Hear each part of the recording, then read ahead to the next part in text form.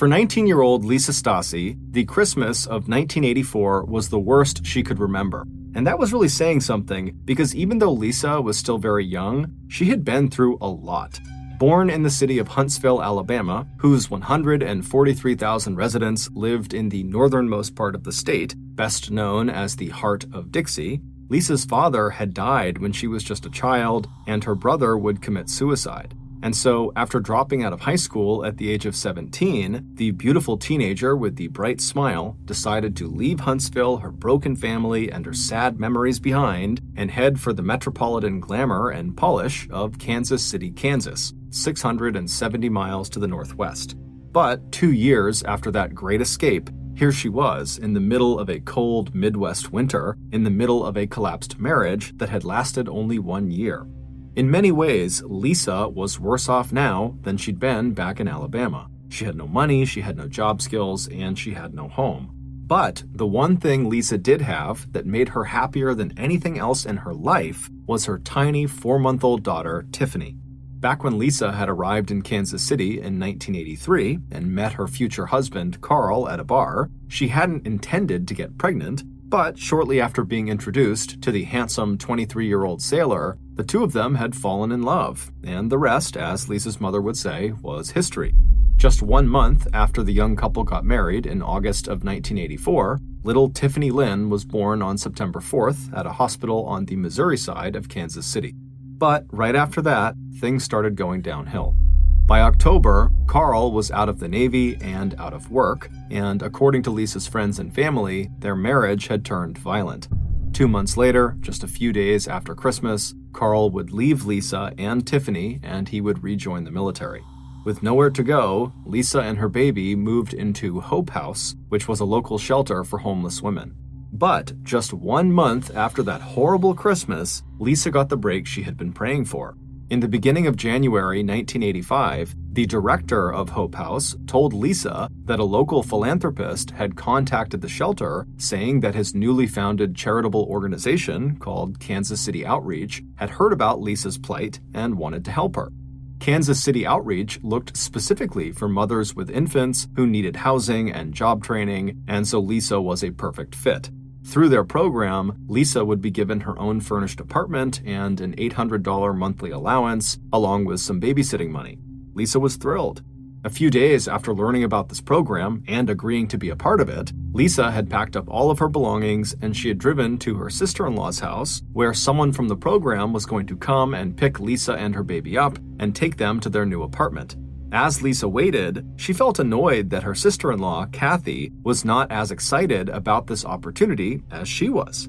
In fact, Kathy was acting like this whole thing seemed kind of sketchy, that the Kansas City Outreach program was just too good to be true. And as a heavy snowstorm moved into the area that day, Kathy suggested in a hopeful voice that maybe the weather would keep her ride from being able to drive out to pick her up that day, and that maybe Lisa would have another day or two to decide if she really wanted to go through with this. But Lisa shrugged her off, and a little while later, right at the appointed hour, the two women heard a knock on the front door. And when they opened it, to their surprise, the founder of the Kansas City Outreach program was there. He was a smiling, well-dressed, middle-aged man in a long trench coat. And after introducing himself, he walked back to the car and stood there ready to open the car door for Lisa.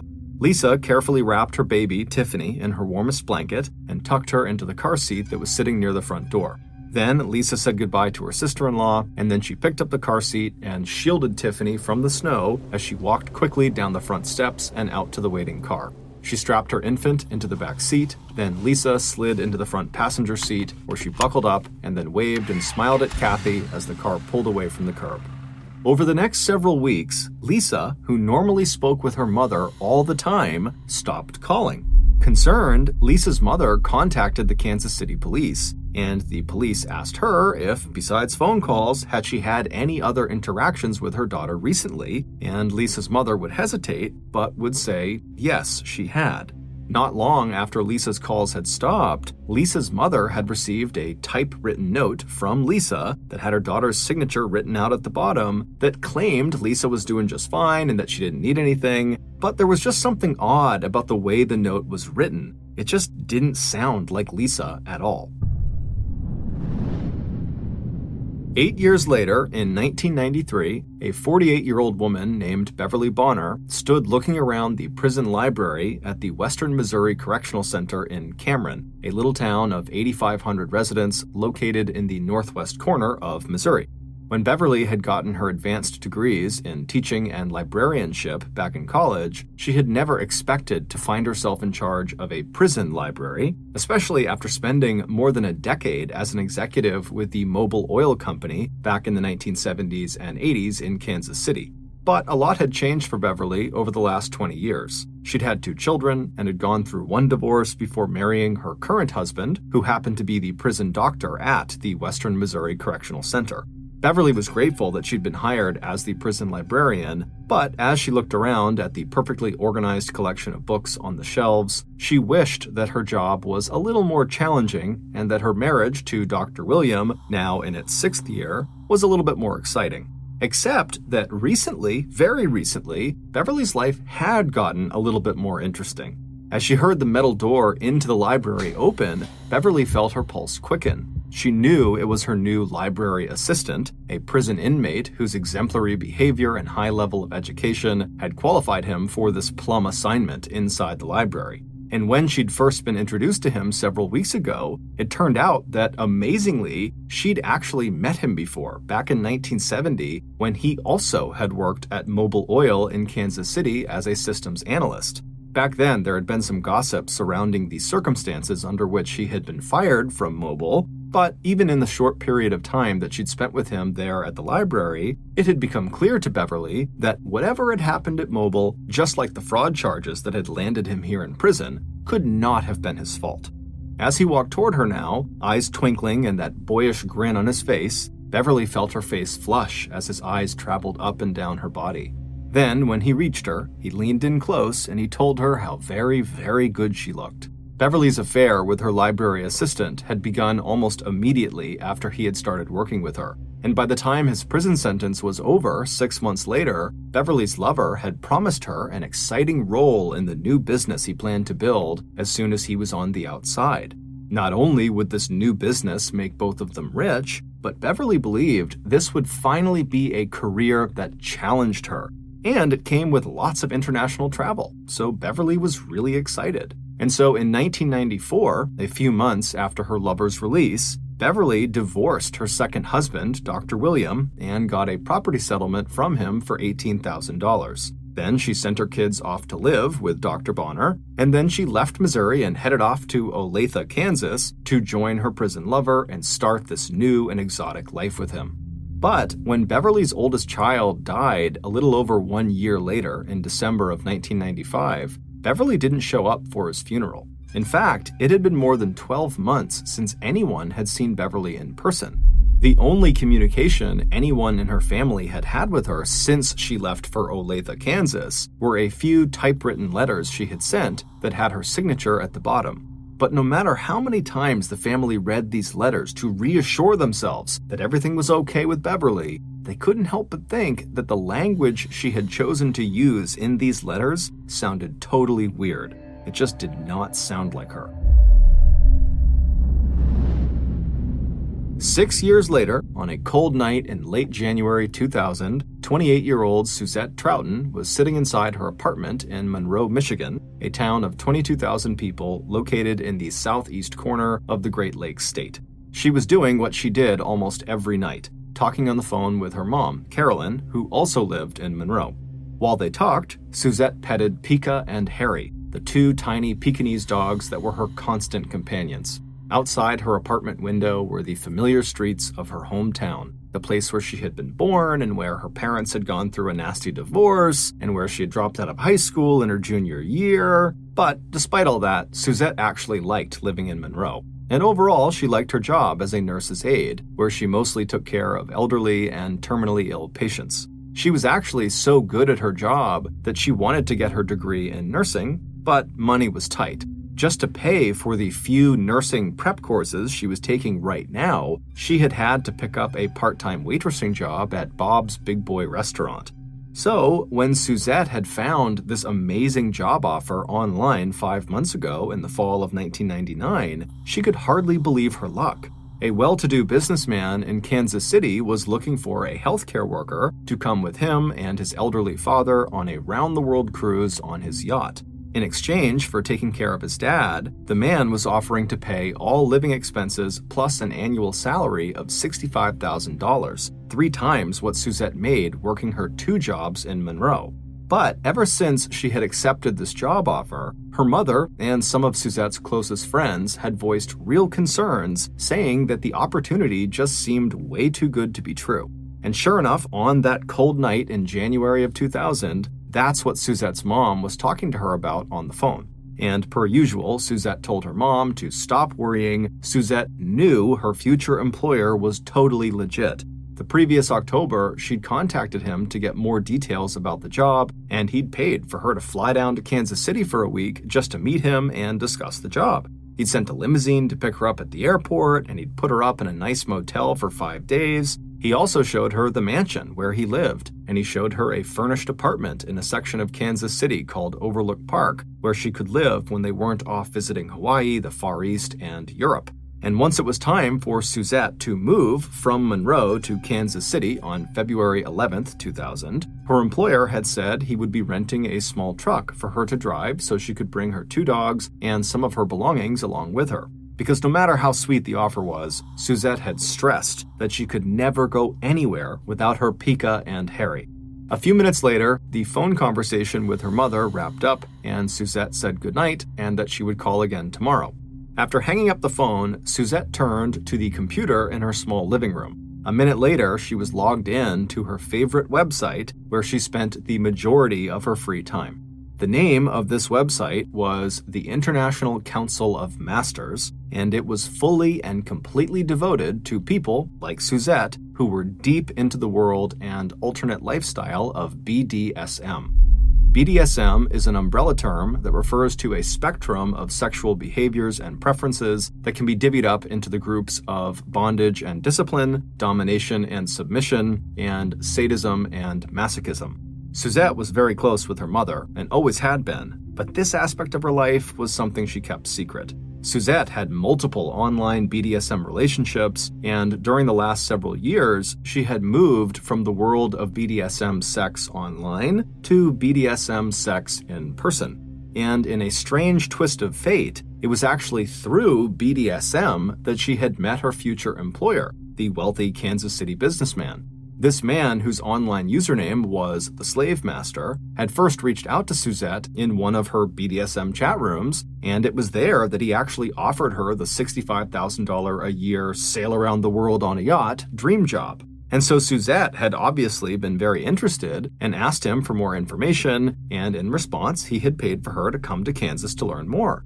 During those 5 days, Suzette spent a little time learning about the dream job and a lot of time being the slave master's slave. She had even signed his so-called slave contract, which said he had full control over her and could punish her however and whenever he wanted. For 5 days, the slave master filmed himself having his way with Suzette. And when Suzette had come back to Monroe, she would spend hours re-watching those videos, fantasizing about doing it all over again when she headed off to begin working for him. Finally, February 11th rolled around, and it was time for Suzette to leave Monroe and head off to Kansas City. Suzette kissed her mom and other family members goodbye. She tucked Pika and Harry into their deluxe travel cases, and then she climbed into the truck that the slave master had rented for her, and then she began the 750-mile drive west to Kansas City.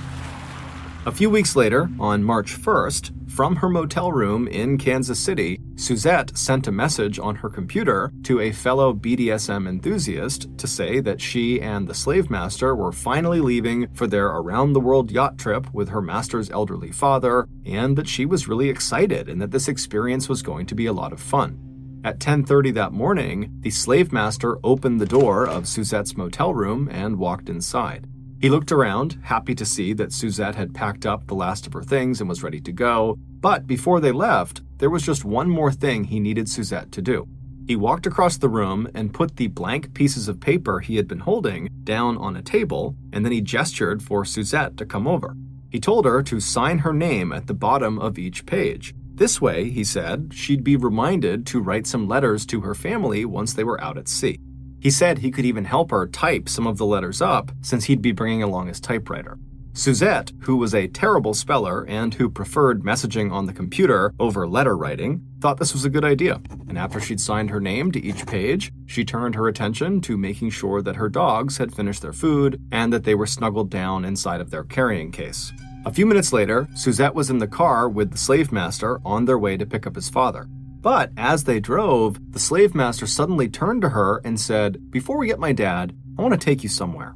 He told her he wanted to show her a piece of farm property that he owned in Lynn County, which was just outside of Kansas City. Suzette grinned and said, "Okay," thinking her master must want one more sexual encounter before they set sail. And sure enough, after they had arrived at the single trailer on a deserted stretch of flat farmland 60 miles south of Olathe, the slave master parked the car, reached into the glove compartment, and pulled out a blindfold and a length of rope. Suzette smiled. She could tell by the expression on his face that he clearly had something very special planned for her.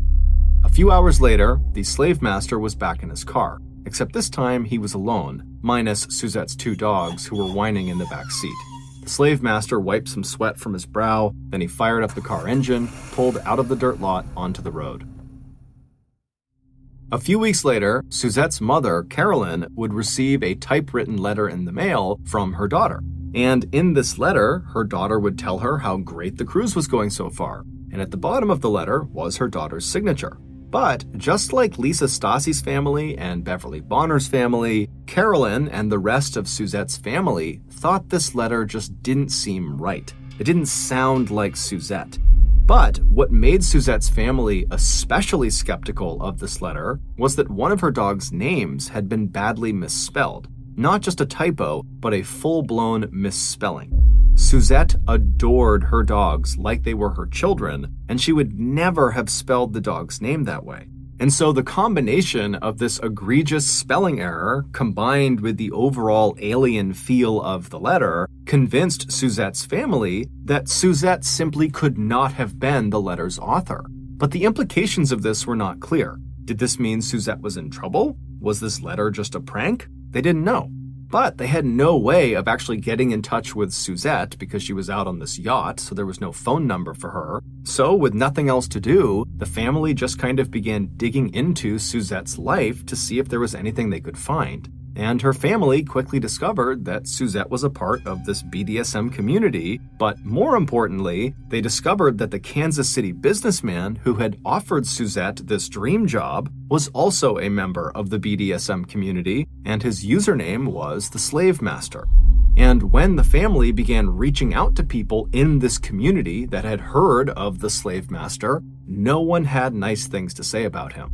And so at this discovery, Suzette's mother, Carolyn, just got this really bad feeling that something had happened to her daughter. And so she called the Kansas City police. And on this call, she would tell them that, she can't get in touch with her daughter, and she's gotten these letters from her daughter, but it doesn't sound like her. And then at the end of her initial story of what's going on with her daughter, she would tell the police that the last person she believed her daughter was with was her new employer, a man who called himself the Slave Master online.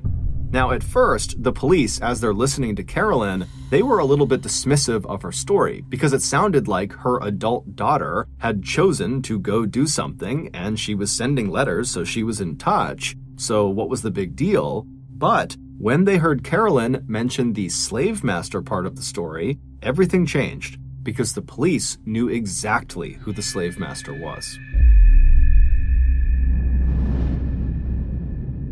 A few months later, in the spring of 2000, 15-year-old Heather Robinson was sitting in her bedroom in her family's house in Chicago, Illinois, listening to her parents arguing downstairs. As she tossed her long brown hair over her shoulders, Heather was thinking to herself, did her parents really believe that she couldn't hear them fighting? And did they really think that over the last year she hadn't noticed that arguments like this one were becoming more and more frequent?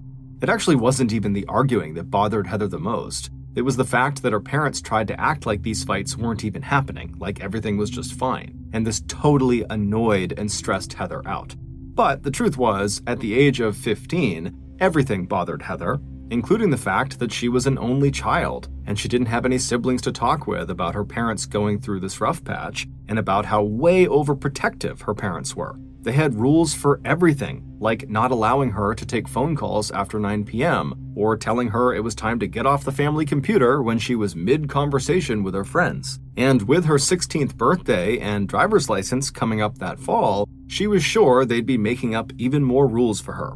As she sat there wishing she had a little more independence, Heather suddenly remembered that offer her uncle had made her almost a year earlier. It was back when one of his 4 kids was getting married, and Heather and her parents, Donald and Frida Robinson, had flown down to Florida for her cousin's wedding. And after the wedding, during the big reception, Heather's uncle had pulled her out onto the dance floor. Heather didn't know her uncle very well. He and his wife lived 6 hours away from them, and her uncle was 10 years older than her own father, so the 2 brothers hadn't really grown up together. And except for special occasions like this wedding, they really only got together once a year at an annual family reunion. Now, as Heather recalled that actual dance with her uncle, she shuddered. Her uncle, who had been drinking at the reception, had suddenly gotten way too close to her, kind of rubbing up against her. However, just as quickly as he had started doing that, he had stopped, and then taking hold of one of her arms and said, it looks like things are kind of rough right now with your parents, and if you ever need to get away, you can just message me and I'll buy you a plane ticket and you can come out and visit me, no questions asked, just a little getaway. Then he squeezed her arm one more time, he gave her a nod, and then he walked away. At the time, Heather had not been remotely interested in this offer. But now, as she sat there staring out at the dark, cold night, listening to her mom and dad argue downstairs, she started to think maybe she should go visit her uncle. Maybe some time away would be a good thing. A few weeks later, at 10:30 p.m. on Friday, June 2nd, Heather listened from her bedroom for the sound of her parents retreating to their room. Once she was sure they were both in there, Heather quietly slipped out of her bedroom and headed downstairs to be closer to the landline telephone. She was expecting a call from a friend, but since it was after 9 p.m., she was not allowed to take calls. And so her plan was just to stand right in front of the phone and grab it the second it rang so it didn't wake up her parents, who had a phone right next to their bed. But when the phone actually rang just a few minutes later, Heather was fast, but not fast enough. By the time she'd picked up the receiver and put it to her ear, she could hear her father's sleepy voice already saying, "Hello?" Immediately, Heather pressed mute on her own handset, but instead of hanging up the phone, Heather hesitated. She could hear on the phone not her friend who was supposed to be calling, but one of her relatives, and his voice was low and very tense. Intrigued, Heather put the phone back to her ear and secretly listened. What Heather would hear in the next 45 seconds would change her life forever and make headlines all over the world.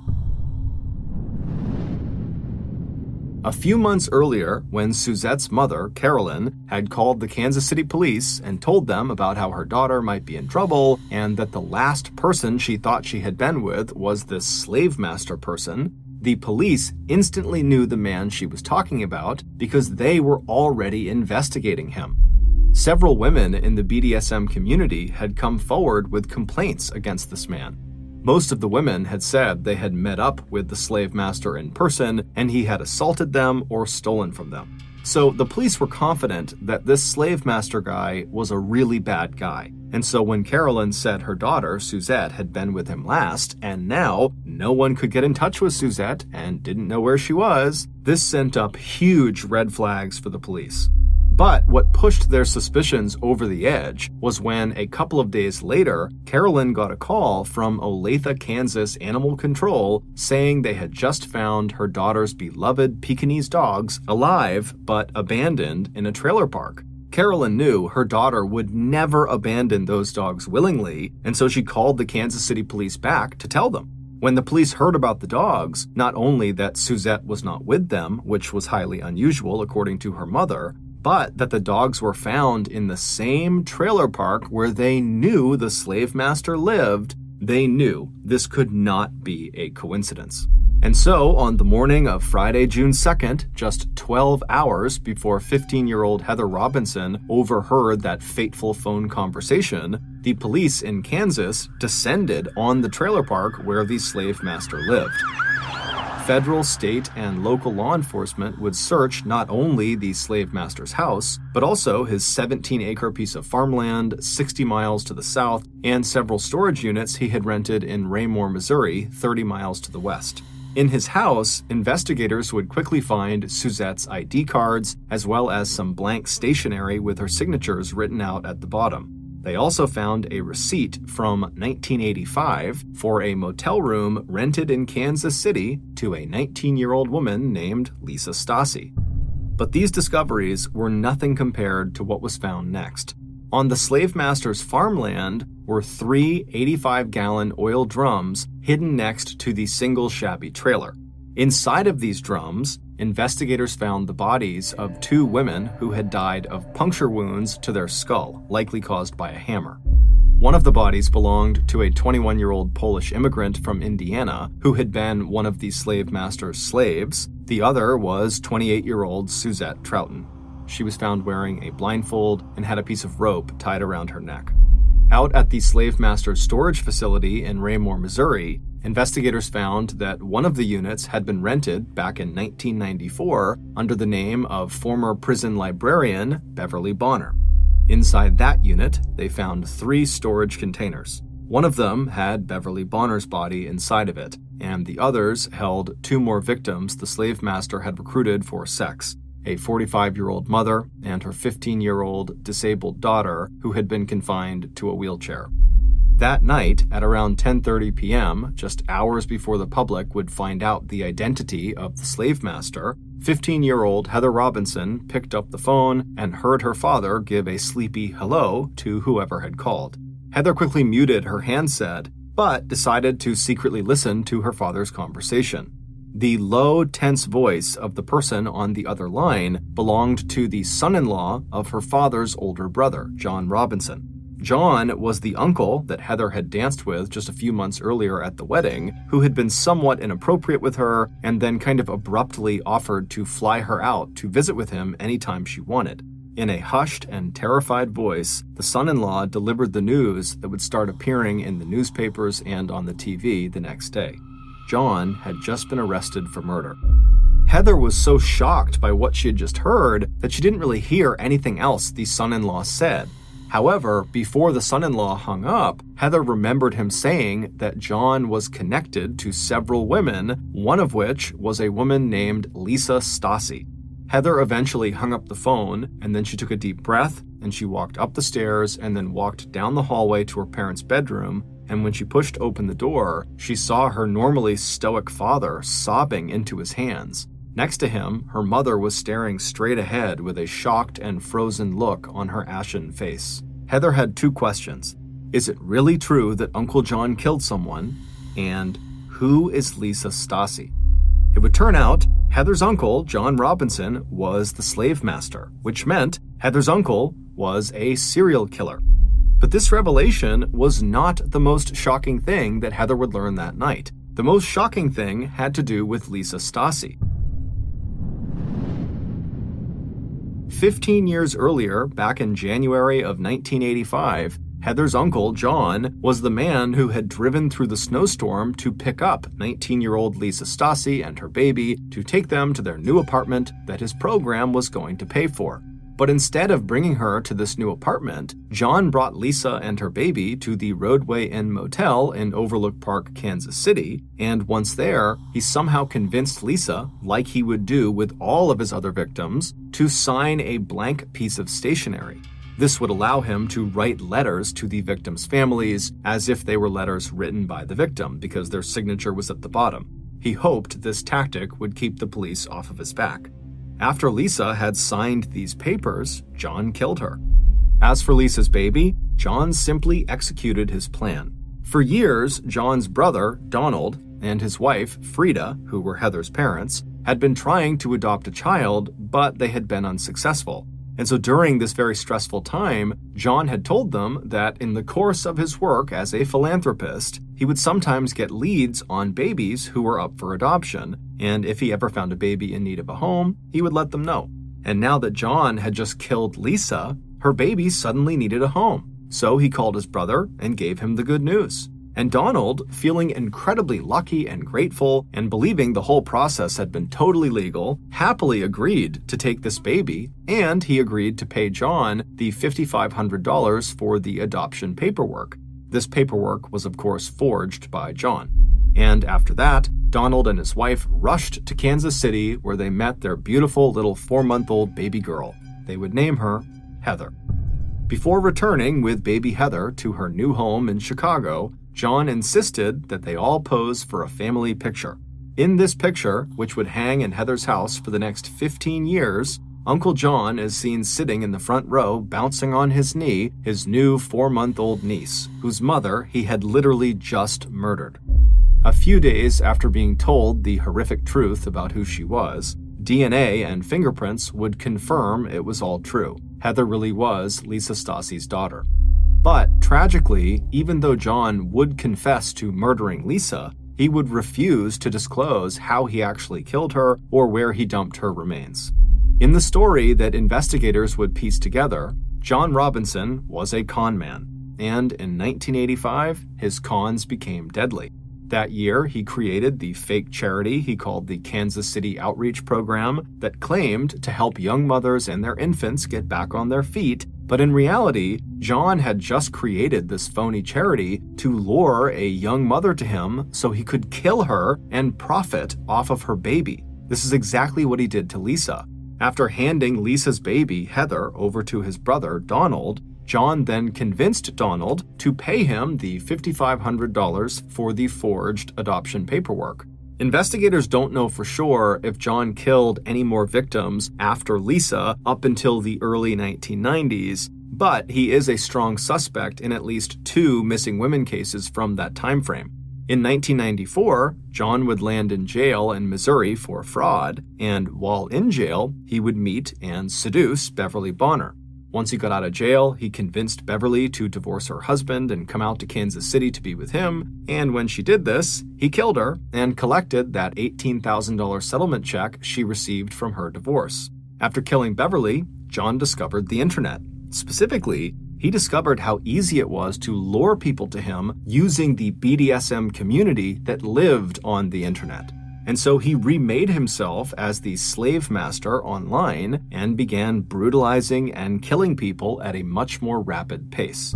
Police believe it was around this point when he became the slave master that John's motives for killing people shifted from killing for monetary gain to killing simply because he wanted to. This is likely the reason why Suzette was murdered. She was simply available. In total, John was found to be responsible for 8 murders, but in theory, it could be more. But John, who is actually still alive awaiting execution, is totally unwilling to give any information up. So there is a very good chance he will take his secrets to the grave. Heather Robinson would ultimately choose to be legally adopted by her parents, Donald and Frida. They truly had no idea what John had done and were, by all accounts, excellent parents to Heather. In 2019, at the age of 35, on the 2020 crime documentary Sole Survivor, Heather broke her long silence about her childhood ordeal. In that interview, Heather said that if she had accepted that offer John had made her back in 2000 at the wedding reception when he said he would buy her a plane ticket to come out to Kansas to spend some alone time with him, she believes he would have killed her and stuffed her in one of those 85-gallon oil drums. Heather, who is now married and a mother herself, said she is committed to finding her own biological mother's remains and returning them to the memorial to Lisa Stassi that now stands empty in the State Line Cemetery in Madison County, Alabama. The headstone there currently reads, "Lisa Stassi, a rose in God's garden." In 2018, James and Brittany Campbell jetted off to the very famous Little Vegas Chapel, which is located just off the Las Vegas, Nevada Strip, and they got married by a man dressed up as Elvis Presley while the couple stood in front of a pink Cadillac. While their wedding was certainly not traditional by Western standards, it somehow seemed fitting for the newlyweds. After all, they were not a traditional couple. Brittany, who was 36 years old, was extremely energetic and outgoing and bubbly, and she even referred to herself as being a little crazy. As for James, who was 35 years old, he was reserved and quiet and kind of analytical and would rarely act on impulse. And on top of these two just being complete and total polar opposites, they had actually dated previously back in high school, and it had not worked out. They had broken up and gone their separate ways, not expecting to see each other again. But nearly 2 decades later, they randomly reconnected, and this time they had something major in common. James was a single father of 2 young boys,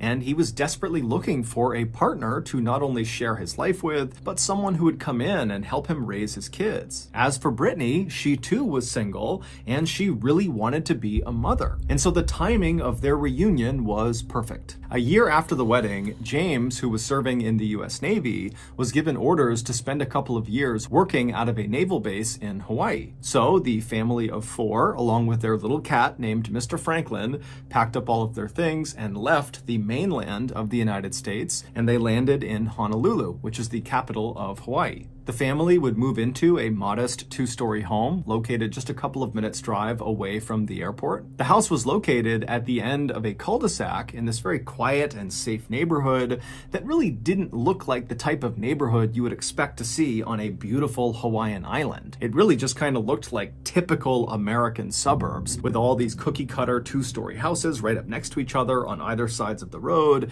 and out front everyone's got a white picket fence. But for the Campbells, who had never lived in Hawaii before and were used to living on mainland America, it was actually kind of nice to move into this neighborhood and have it look kind of familiar. And so before long, the Campbell family loved their new Hawaii house. That is, until they learned their house had a dark secret. It all started in June of 2019, so not long after the Campbells had moved to Hawaii. Brittany, she had to go into the garage to get something. Now, their garage was attached on the left side of their house if you were looking at their house from the street, and there was a door on the first floor of the house that led into the garage.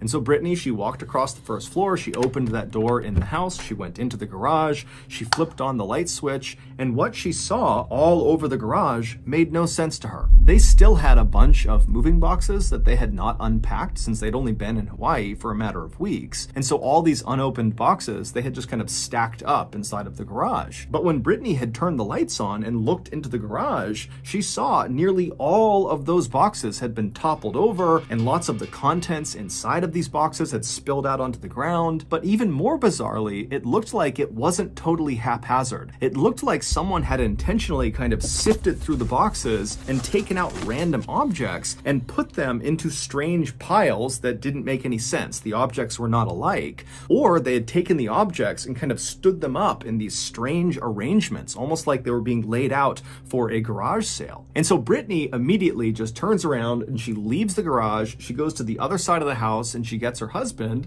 she brings James back and he looks inside, he's just as shocked as she is, and the two of them immediately just go into the garage and begin looking through all of the stuff to see if anything is missing.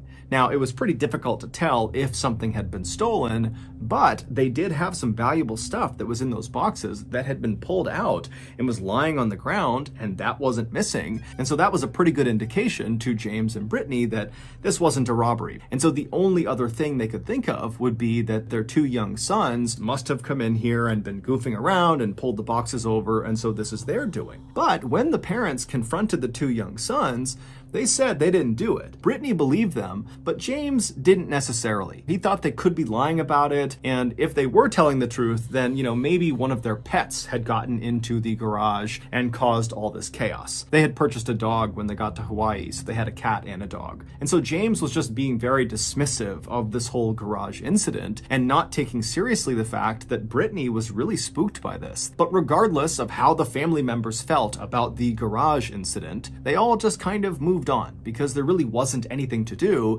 except pick the garage up and continue on. About a week after the garage incident, Brittany was home alone one morning getting ready. She was sitting in the master bedroom in front of her mirror, and she was applying eyeliner, and she had a YouTube video playing some makeup tutorials. And as she's applying the makeup, she suddenly hears the front door downstairs slam shut. She almost pokes her eye out with her eyeliner. She's so startled by the sound of it, and she immediately pauses her YouTube video and she calls out for James and her sons, believing they must be home and somebody slammed the door. But when she calls out, she gets no response. Now, immediately, Brittany is going through all of these different rationalizations like, okay, maybe James and the boys opened the door, they got something or put something in the house, they slammed it and they left. And so that's why they didn't hear me call their name.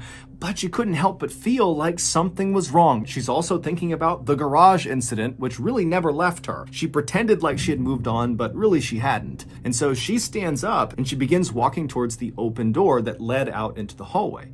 And then from the master bedroom, if you were looking out into the second floor hallway, it basically went straight across to another door. That was her son's bedroom. And in between these two doors, basically halfway down the second floor hallway, to the left was a flight of stairs that went straight down to the first floor. And when you reached the bottom of those steps, right in front of you would be the front door, the door that had slammed. And so Brittany reaches the threshold of the master bedroom. She's looking out into the second floor hallway. She doesn't see anyone. And so she yells out again for James and for her sons, but again, there's silence. And so she takes a deep breath and she begins walking down the second floor hallway, and she makes it halfway. She turns left and she gets onto the stairs. And as she's walking down these steps, the house is eerily quiet, and she's got this growing sense of dread inside of her, and she's kind of quietly calling out for James and her sons, but it's totally quiet. And she gets to the foot of the stairs. She kind of scans around her. She doesn't see anyone. And then she walks to the front door. She flings it open, expecting, hoping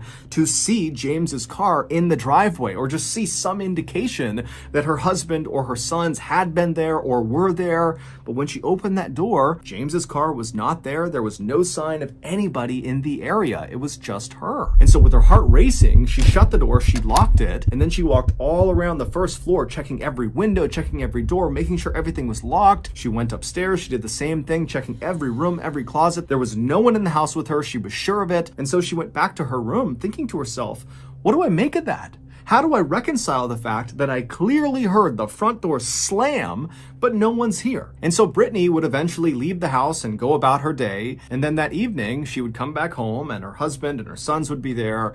And at some point, she would bring up the slamming door to her husband to get a sense of, could that have been him? And he would tell her that no, he had not come by the house that day, so that could not have been him. But he assured his wife, don't worry, you probably just unlocked the door and a draft came through and slammed the door. You got nothing to worry about. But Brittany would tell her husband that that was just not possible, that she always shut the door. She always shut and locked the door. So the idea that she had forgotten to lock it and had left it partially ajar enough to the point that a draft could slam it the way it did, it just didn't make any sense. But just like the garage incident, James was very dismissive and just told his wife, you're being super paranoid. You have nothing to worry about. It's just a door. Don't worry about it. But this really upset Brittany and she got mad at James. And before long, the two were just totally fighting about it. And by the time they actually laid their heads down on their pillows that night, they weren't even speaking. And so the couple that night, they fall asleep angrily. And then in the middle of the night, Brittany wakes up suddenly. She doesn't know why she's woken up, but she's kind of looking around the room. It's totally silent, and she's trying to get her bearings. And as she's sitting there, she hears downstairs, not a slamming door, but the sound of a door opening and then shutting. Immediately, she is on heightened alert. And instead of doing anything, she just kind of leans forward and listens really intently to make sure she really heard what she thought she just heard. And as she's sitting there listening, she can hear again another door downstairs, a different door, opening and then shutting. And at this point, she begins to panic. She reaches over, she shakes James awake, and she tells him, I can hear someone opening and shutting doors downstairs. Now, James was not remotely thrilled to be having this conversation. He was still mad at his wife for being so paranoid about the door earlier, and so to be woken up in the middle of the night to his wife freaking out about more doors being open and shut, he was just really upset. And so he sits up, he's totally annoyed, and he's not ready to really take seriously anything Brittany is saying. And Brittany's picking up on this. And so finally, she just says, James, did you lock the front door before you went to bed? And so James is like, yes, I locked the front door. I'm telling you, you're hearing things. There's nothing going on in this house.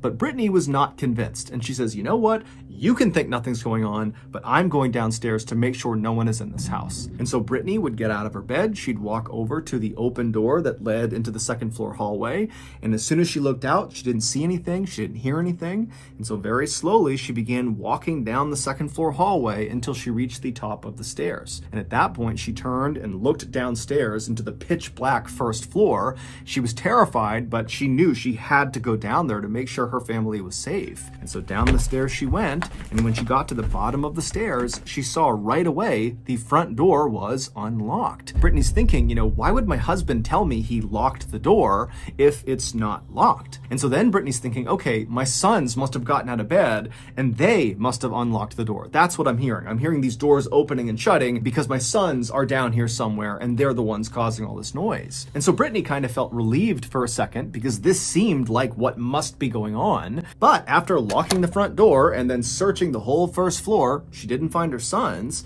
And then when she went upstairs again and went into her boys' room, she found both of them were fast asleep in their beds. And when she shook them awake, they showed no sign of having been awake recently. They were totally groggy and could not have been running around the house just minutes earlier. And so now Brittany is terrified. She tucks her boys back in and she tells them, everything's fine. But then she hustles back over to the master bedroom with her husband and she tells James, the front door was unlocked and our sons were fast asleep. It couldn't have been them. But James continues to be very dismissive, telling his wife, you are totally overreacting, you're being paranoid, you're just hearing the sound of those doors because you're scared. There isn't any doors slamming in the house. And as he's saying this, their back sliding door downstairs that led to their backyard suddenly slammed open and then slammed shut. And as soon as this happened, James, who had been so dismissive and totally skeptical, he instantly changed. And he looked at his wife and he said, you stay right here. And he jumped out of his bed and he ran out of the bedroom. A few minutes later, he would come back into the master bedroom and he would tell his wife that, yeah, the back door, it was unlocked, but it was shut.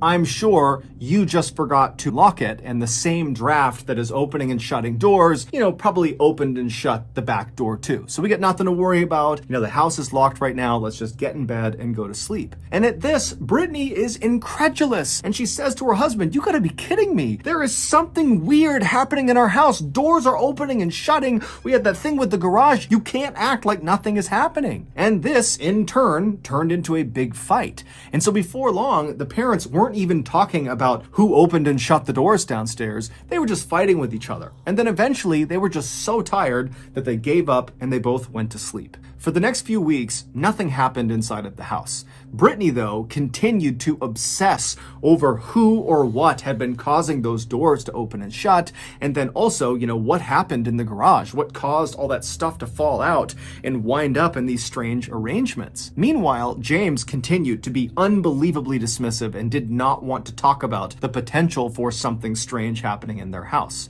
But something strange would happen to just James without Brittany around, and that would be the first time that he would get really spooked.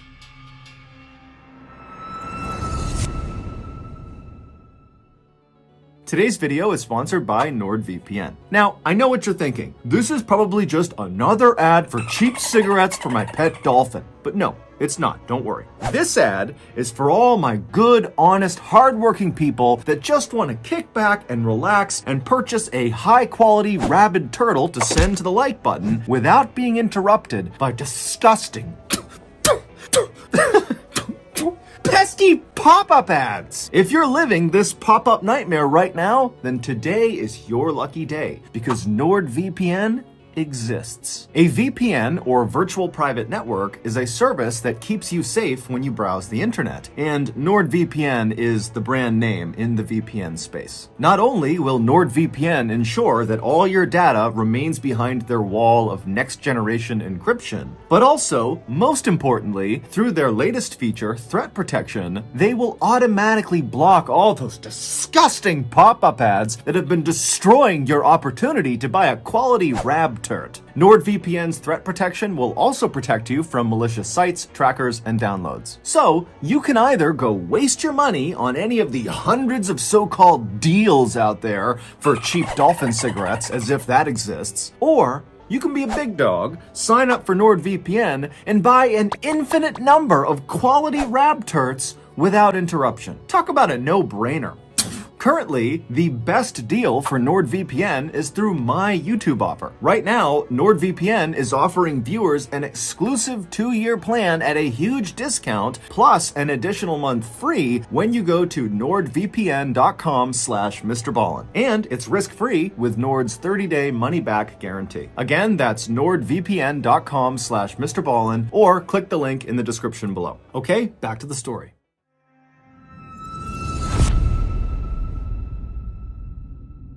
It was a couple of weeks after the nighttime door slamming incident, and James, he was alone at his house. It's the middle of the day, and he decided he would just play the piano. And so he moved to his piano in the living room, which is on the first floor. He sat down and he began playing. And then after a little while, he started to feel like he was being watched. And it got to the point where it was so uncomfortable, he had to stop playing and actually look around and make sure he really was alone. And when he did that, he noticed out the window to his right, which led into the side yard, that there was clearly a figure standing in the window outside looking in with its arms down. But there was a curtain over the window, and so all he could see was this shadow figure standing at the window. And so James is immediately startled, and as soon as he reacted to this figure, the figure suddenly starts moving towards the back of the house. And so James, he gets up and he rushes over to another window that looked into the backyard, and he looks outside, and there's no one there. And then he goes back to the window he originally saw the figure in. He opens it up. There's no one there. And so James would ultimately tell himself that, okay, that must have just been some nosy neighbor that heard the music. They came over and they noticed that maybe I saw them and they ran off before I could see them. And so that's what it was.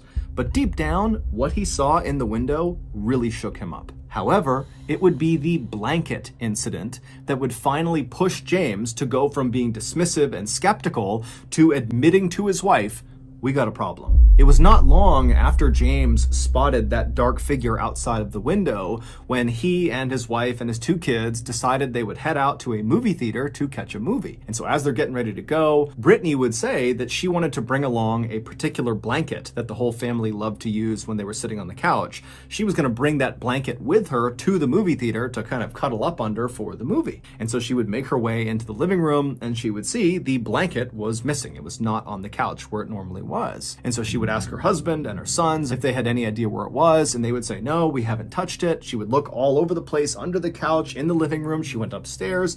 She couldn't find it. And so finally, they just left without the blanket.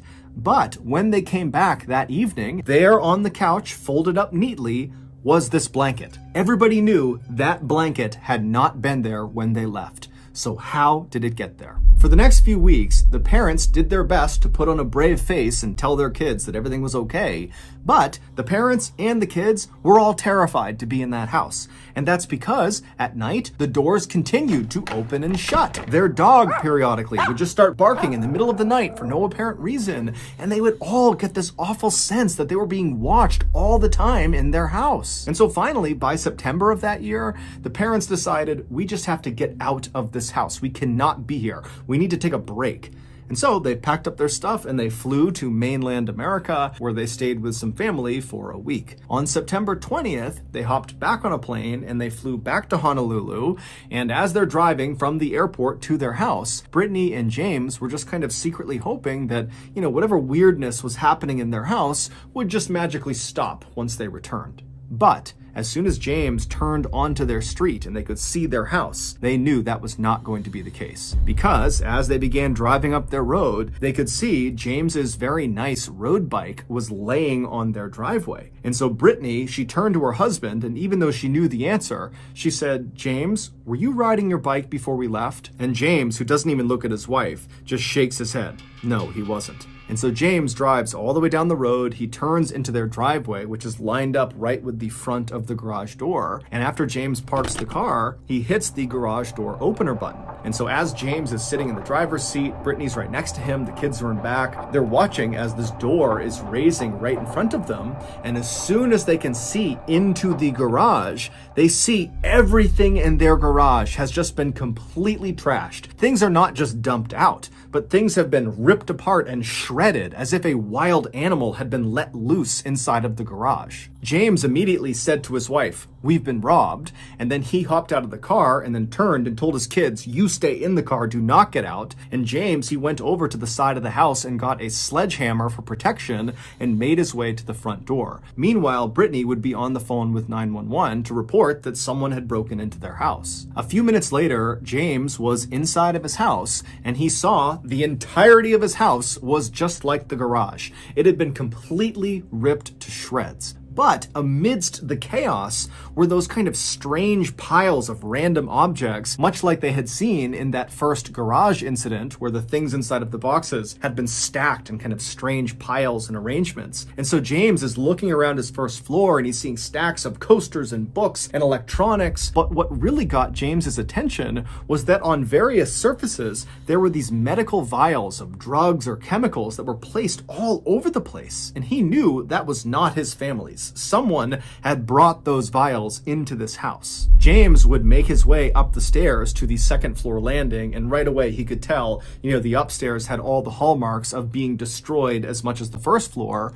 But when he went left and went into his boys' room, he saw that room was pristine. In fact, it had been cleaned. The boys' laundry was neatly folded on one side of the room, their beds were perfectly made with military precision, and all of their toys and different things that were normally all over the floor were neatly put away in the places they should go. And so James would turn around and leave his boys' room in absolute astonishment, and he would walk across the second floor hallway into the master bedroom. And what he would find in there would make an already terrible situation much, much worse. The master bedroom was destroyed like the majority of the house and garage, except the top of their bed was not covered in junk. Instead, on their bed was this towel that had been neatly laid out, almost like a tablecloth. And laying on this towel, neatly spaced apart, kind of perfectly arranged, were a bunch of knives. And then next to the knives, still on the towel, was a laptop that the Campbell family owned, but they didn't use it. It did work, but it just kind of sat in the master bedroom.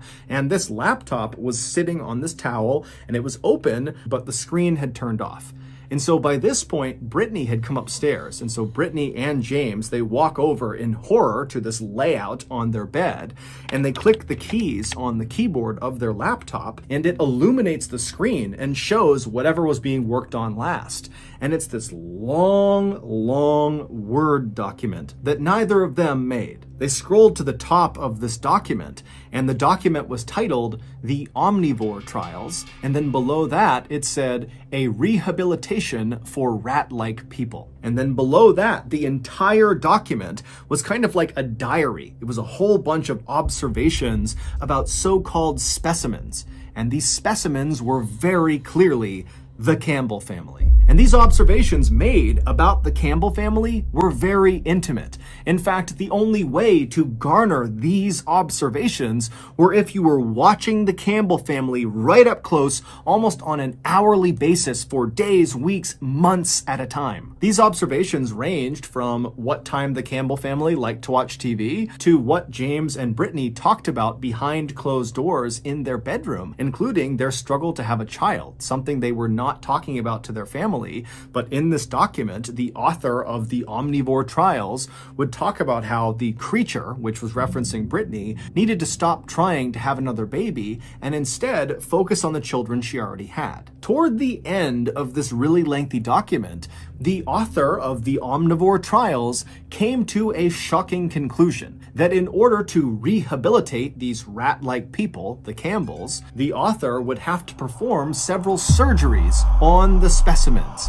These surgeries were hand amputations and gender reassignment surgeries. And then after this conclusion, there was another note that detailed all the different surgeon tools the author would need to perform these surgeries, as well as a list of drugs and chemicals they would need in order to sedate these specimens before they performed these surgeries. And so after James and Brittany see this, they realize that those knives laying out on the towel were for them. Those were the knives that were going to be used for the surgeries. And all those weird vials, those medical vials they saw all downstairs, those were likely the drugs that would be used to sedate them so they could go under the knife. 15 minutes before James and Brittany went into their house and discovered the knives, the medical vials, and the laptop, James grabbed that sledgehammer and walked to the front door while his wife called 911. And so James, he gets to the front door, he puts his key into the lock, he unlocks it, and with the sledgehammer in one hand, he attempts to push the door open. But despite the door being unlocked, he can't open it. There's resistance behind the door.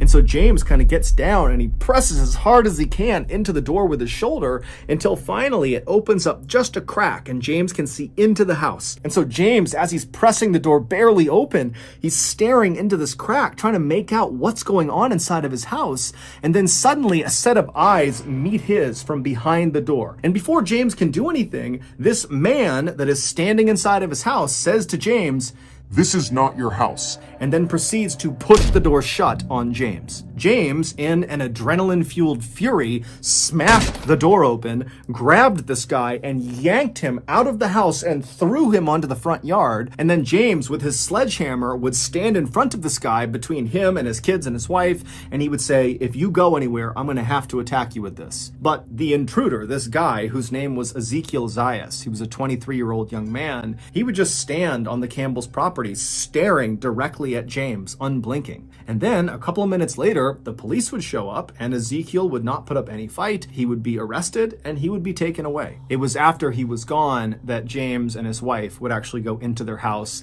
and they would see the state it was in, and they would go upstairs, and they would discover the knives and the laptop. It would turn out, months earlier, Ezekiel had apparently found a way to sneak in and out of the Campbell's property. And so around the time they had moved in, Ezekiel was living there as well. He was mostly living in the crawl space above the second floor bathroom. And then whenever he was able to, Ezekiel would climb down out of this crawl space and he would go and observe the Campbells. And this was not just at night. Based on some of the observations inside of Ezekiel's Omnivore Trials document, clearly he was watching the family in the middle of the day too. Also, based on these observations in this document, it was pretty clear that Ezekiel was getting ready to actually carry out these surgeries on the Campbell family, meaning the Campbells' decision to go on vacation when they did could very well have saved their lives. And if there was any question as to whether Ezekiel could have actually carried out that level of physical harm on another human being by carrying out those surgeries, well, after he was arrested for what he did to the Campbells, while he was in jail, he beat his cellmate to death.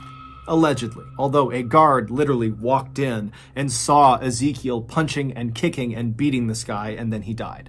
But technically the trial is not over, so it's allegedly. Ezekiel is currently in a state hospital, and they are trying to determine if he is fit to stand trial for what he did to the Campbells and for what he did to his cellmate. Even though it might be self-explanatory at this point in the video, it's worth pointing out that we have no idea what Ezekiel's motives were for why he did the things he did to the Campbell family or what he was looking to achieve with the so-called Omnivore Trials. We also don't know why he allegedly killed his cellmate. As for the Campbells, this whole experience was so traumatic that they did not stay at their Hawaii house. They moved, and as of today, their whereabouts are unknown.